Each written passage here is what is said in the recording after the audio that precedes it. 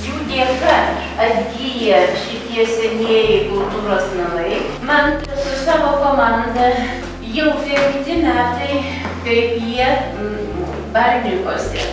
Vasaras leidžia Barnikuose.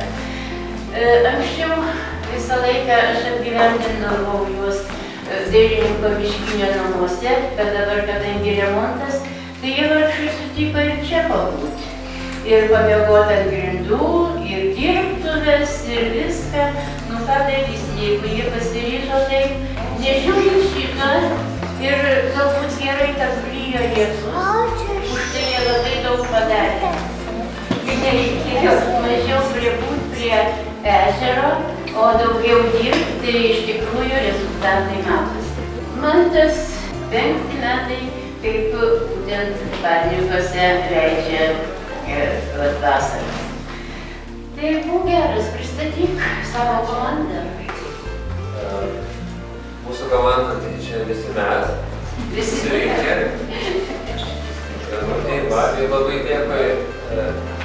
Šiemet turėjom nuostabias sąlygas, labai didelės erdves. Šiemet buvo atvykę 9 menininkai, dabar yra 6. Atvažiuoja dar 7 iš Anykščių mokytojas. Menininkai yra Ina Budrytė.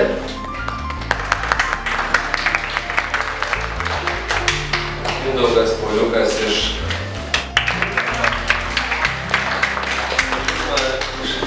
Vilniaus. Kristina Vilgienė iš Vilniaus. Ir mes Monika iš Vilniaus. Tai va.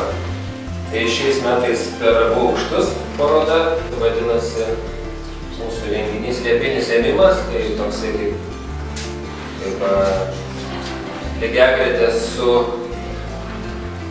Mensukių liepiniu, kurį matėm pas Galutį ir Balį. Sakykim, visi iš tos Liepos kažką gauna, jūs šiandien parodoje irgi gal tikimės kažką gausite, kažkokį metą išsisuksit savo. Susuka pirmą galvą, paskiau įtraukia į ežerą.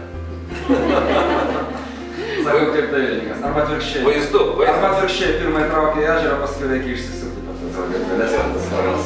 Labai puikus miestelis, labai puikus žmonės, žinokit. Aš pas daugiau kitam krašte dirbu, galiu palyginti tos etnografinius, tokius skirtumus, kalbą, visą kitą. Man tai šis kraštas yra naujas. Labai dėkui visiems, kad jūs paklausėte.